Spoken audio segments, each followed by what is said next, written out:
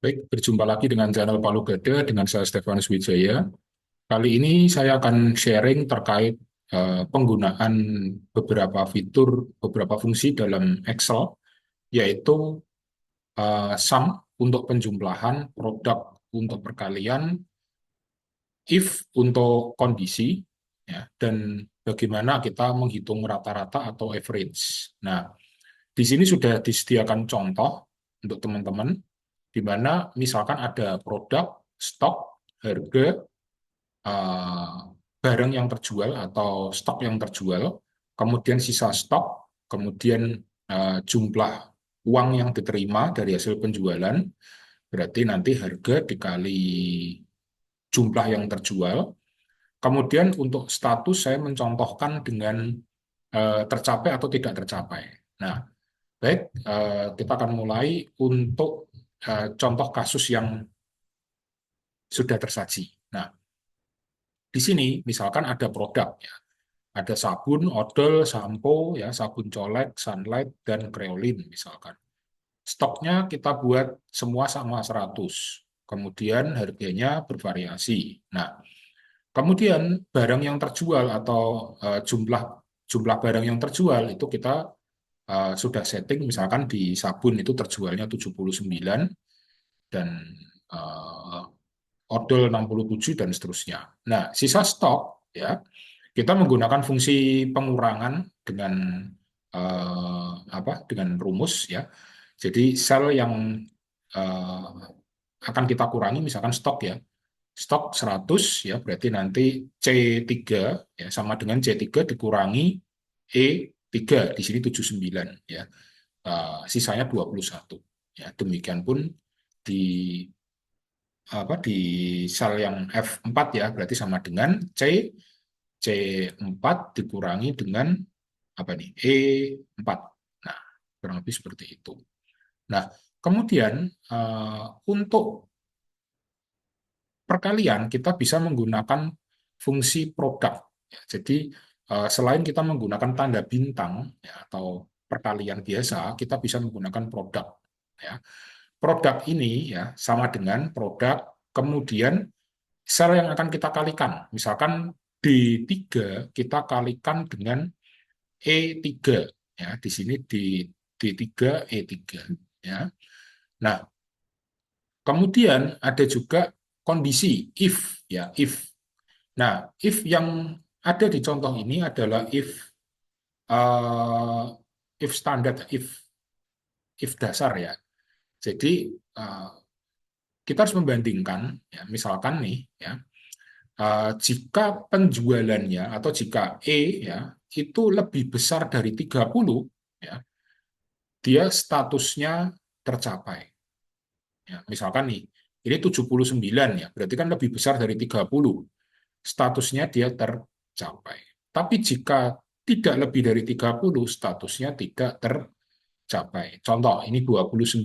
29 itu tidak tercapai atau di bawah, tidak lebih dari 30. Misalkan ini, yang 59 kita jadikan 30 misalkan. Ya, karena tidak ada sama dengannya, atau istilahnya di rumusnya itu kan E5, ya, lebih besar dari 30. Berarti harus lebih besar dari 3. Kalau sama dengan 30, berarti dia tetap tidak tercapai. Kondisi tidak tercapai, ya. Nah, kecuali kalau di sini ditambahkan sama dengan 30 misalkan. Nah, maka di sini statusnya dia tercapai karena ada sama dengannya, lebih dari sama dengan 30. Tapi ini kalau dilepas sama dengannya, dia jadi tidak tercapai. Nah, kemudian average atau rata-rata, ya, rata-rata. Ini kita menggunakan fungsi average sama dengan average. Nah, kita mau mencari nilai rata-rata dari kelompok bilangan yang mana. Misalkan kita mau mencari rata-rata untuk barang yang jumlah jumlah barang yang terjual. Misalkan di sini, ya, sabun itu 79, odol 67, sampo 30. sabun colek itu di 61, ya, kemudian Sunlight 43, Creolin 29. Rata-rata produk terjual atau rata-rata jumlah produk yang terjual itu ada di 51,5, kurang lebih seperti itu. Nah, saya akan mencontohkan untuk yang lainnya. Misalkan begini, kita mau mencari rata-rata dari sisa stoknya, misalkan nih, ya ini hanya untuk contoh saja penerapan average. Misalkan sama dengan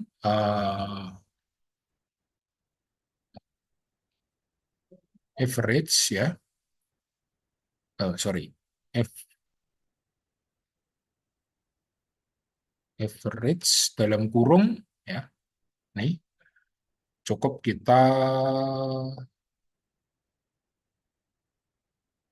pilih aja selnya yang mana ya. Oke, jangan begini. Average dari, oh sebentar.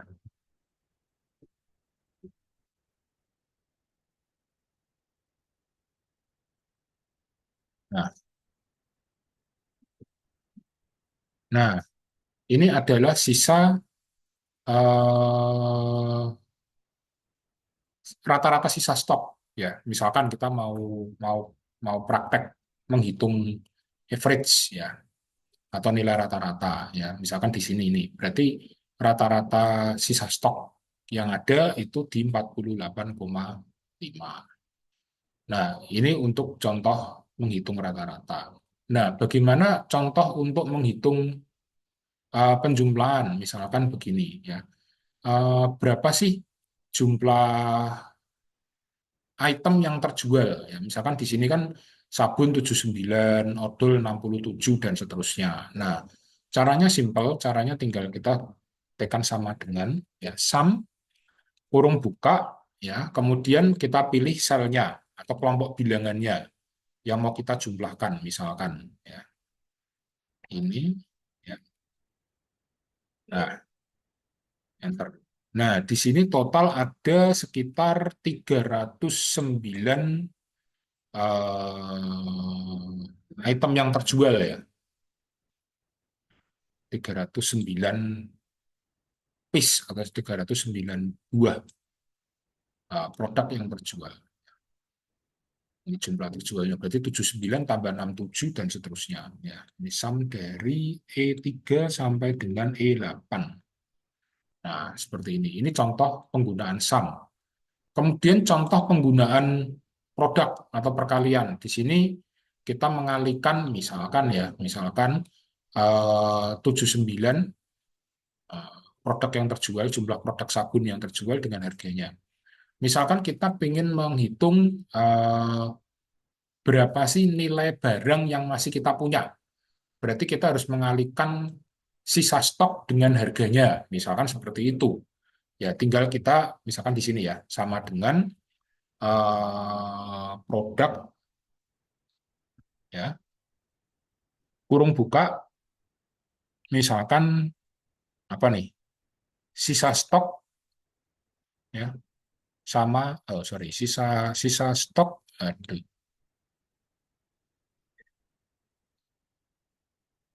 harga dengan sisa stok. Nah, kurung tutup, enter. Nah, berarti kita masih punya barang sabun dengan nilai 63.000 rupiah. Karena apa? Karena jumlahnya itu 21 ya, di sorry, di 3 dikali F3 ya, berarti 3.000 kali 21. Totalnya ada berapa nih? 63.000. Nah, kita coba untuk yang berikutnya. Sama dengan produk ya, eh, odol, ya, misalkan odolnya harganya 12.000 kali sisa stoknya misalkan 33 ya, kurung tutup, enter ya. Kita masih punya eh, sisa barang odol senilai 396.000 ya. Karena apa? Karena sisa stok dikali harga barangnya. Nah, seperti ini. Oke, ini bisa kita buat time use Roman 12. Nah, ini kita buat misalkan pakai apa nih? Currency misalkan. Ini kita manual aja, dilibarin manual, kemudian orientasinya tak kasih di right aja. Nah, seperti ini.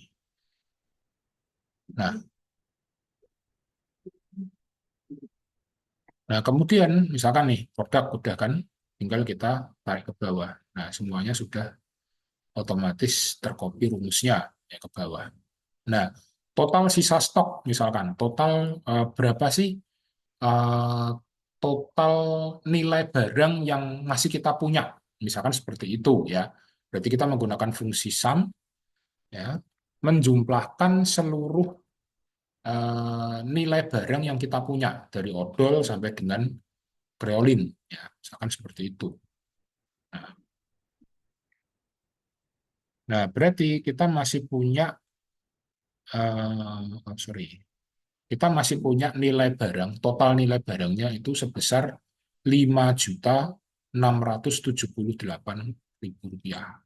Sorry, 5.678.500 ya. 5.678.500 rupiah. Ya, kurang lebihnya seperti itu. Ya,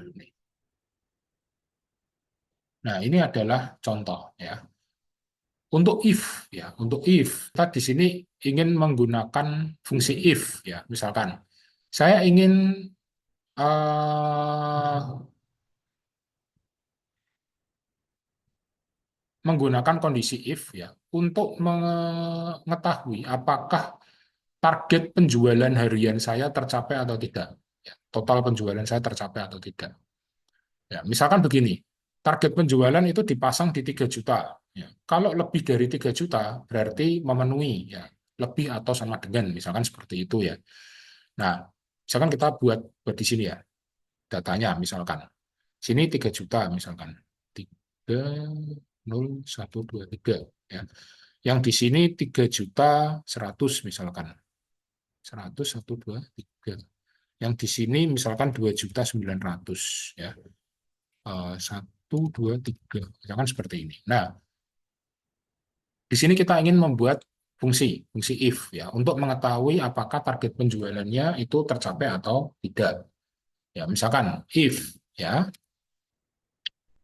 sel yang akan kita bandingkan ya. Di sini kita pasang lebih besar sama dengan 3 juta, 123 123 ya.